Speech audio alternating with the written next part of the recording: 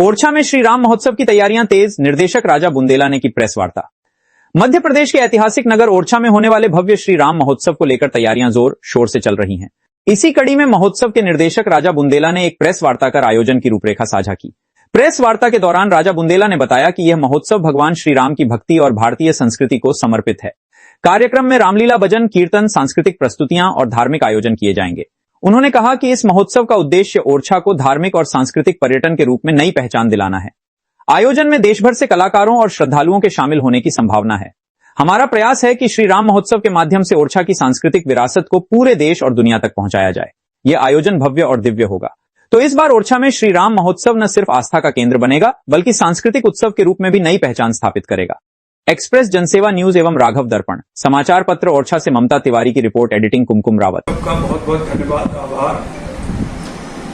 पिछले 5 सालों से ये जो राम महोत्सव कार्यक्रम हम लोग करते हैं ओरछा में, और हमें थोड़ा सा इस साल एहसास हुआ कि कार्यक्रम हमारे मध्य प्रदेश का है, निवाड़ी जिले का है, और इसकी प्रेस कॉन्फ्रेंस झांसी में हम करते रहे, जिसका कोई औचित्य नहीं।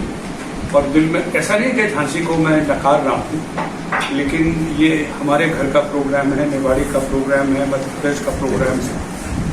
तो हमने हिम्मत करके आपसे बात की, क्योंकि निवाड़ी में आप सब लोगों को व्यक्तिगत तो जानता हूँ मैं, लेकिन मेरी अपनी कोई स्थायी किसी से ऐसा कोई वो नहीं था रास्ता जिससे मैं भरोसा कर सकूँ। तो आपने कहा नहीं, आप आइए, सभी पत्रकार बंधुओं को हम बुला लेंगे और सबसे चर्चा होगी।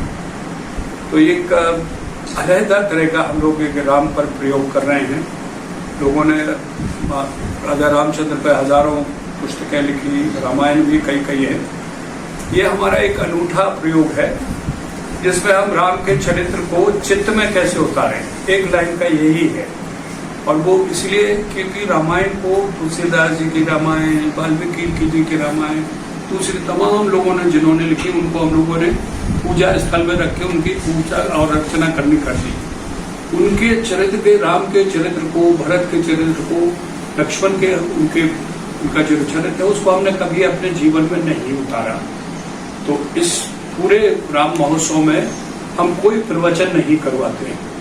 बाहर से जिन्होंने राम पर मीमांसा की है, जिन्होंने राम के ऊपर लिखा है, अध्ययन किया है, और जो राम को आम जीवन से जोड़ने में उन्होंने पुस्तकों का अपना स्वरूप रखा है। जैसे केकई संवाद हुआ, वाल्मीकि संवाद हुआ, ये सारी अलग अलग पुस्तक के रचयिता आते हैं और हमारे एक दिन में 4 सेशन होते हैं।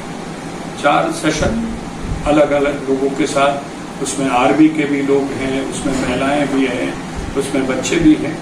और आप अब पूछेंगे कि श्रोता कौन है, तो श्रोता हम झांसी यूनिवर्सिटी से बुलाते हैं, छतरपुर यूनिवर्सिटी से, छत्रसाल यूनिवर्सिटी से बुलाते हैं, कुछ हम लोग पृथ्वीपुर से बुलाते हैं, कुछ आपके निवाड़ी से भी 2-4 कॉलेज को हमने कॉन्टेक्ट किया। तो हमारी कोशिश यही है कि उन बच्चों को हम अपने सनातन धर्म की, हम अपने उसकी एक नई जो इबारत है जो गलत जा रही है, उसको ठीक करके उन तक पहुँचाएँ। और दिन भर सेशन होते हैं। सुबह हमारी एक योगा क्लासेस है, वो होती है, फिर हवन होते हैं, रात में आरती होती है, और उसके बाद लोगों का मनोरंजन का कार्यक्रम शुरू होता है, जिसमें हम लोग लोकल लोगों को 1 घंटा देते हैं, चाहे वो राय हो, चाहे हिमालयाई हो, चाहे कीर्तन हो, और उसके बाद हम बॉम्बे के और बाहर के मनोरंजन के कार्यक्रम करवाते हैं। ये है। और इसके साथ साथ एक भजन मंडली है जो 24 घंटे वहाँ भजन कीर्तन करेंगी। आरिफ साहब इसके क्रिएटिव को होस्ट हैं, तो ये आपको बताएंगे। अनूप हमारे कोऑर्डिनेटर हैं, आरिफ साहब। प्रातःकाल 7 बजे से योग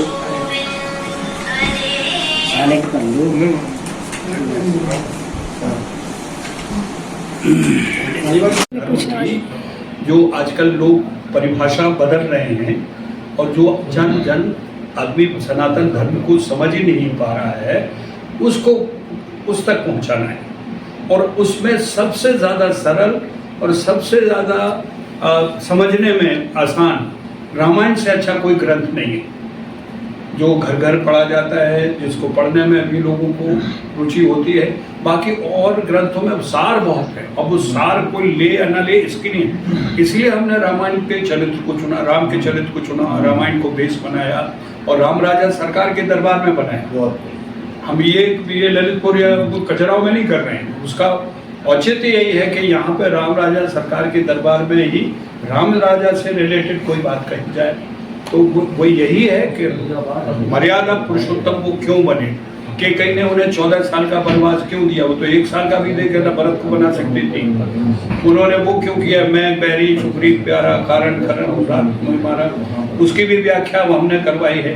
ढोल गंवार शूद्र पशु नारी को ये सब ताड़न के अधिकारी, हमने इसकी भी व्याख्या करवाई है। जो लोग विवाद में लेके रामायण को इधर उधर फेंक रहे हैं, हम उसकी शुद्धिकरण चाहते हैं, और वो भी पढ़े लिखे लोगों के माध्यम से, जो लोग रामायण पे लिख रहे हैं। जैसे रामायण केंद्र के राजेश श्रीवास्तव जी है, पिछले 15 साल से काम कर रहे हैं। 4 से ऐसे बड़े, ये आपको मैंने कुमार विश्वास के पिताजी का ही नाम बताया, चंद्रपाल शर्मा जी, ऐसे पढ़े लिखे लोग आ रहे हैं। इसमें कोई ग्लैमर नहीं है, मैं कोई तड़का नहीं इसमें लगा रहा हूँ। एक सहज भाव से जो आदमी राम के, भले 2000 नहीं आए लोग, 2 आए, कम से कम 2 तो समझ के हमारा संदेश लेके जाए। वो किस्सा है बुद्ध भगवान का, उनका प्रचलन हुआ गया था, बहुत प्रसिद्ध हो गए थे। तो एक शहर में उनका प्रवचन था, तो जब वो गए तो वहाँ 20-25 हज़ार आदमी थे। सब बोले, गौतम बुद्ध जी बोले ही नहीं, मन बैठे रहे। सब सभा खत्म हो गई, चले आए दूसरे दिन। फिर उनका 3 दिन का कार्यक्रम था, 3 दिन, दूसरे दिन गए तो हजारों बैठे लोग, नहीं बोले। आखिर में जिस दिन आखिरी दिन था, उसमें 100-200 लोग बैठे थे। उस दिन बुद्ध बोले और घंटों बोले। तो उनके अनुयायियों ने कहा था कि तो गजब कर दिया गुरु जी आपने, जहाँ 20,000 आदमी थे वहाँ नहीं आप बोले, 100-200 में बोले।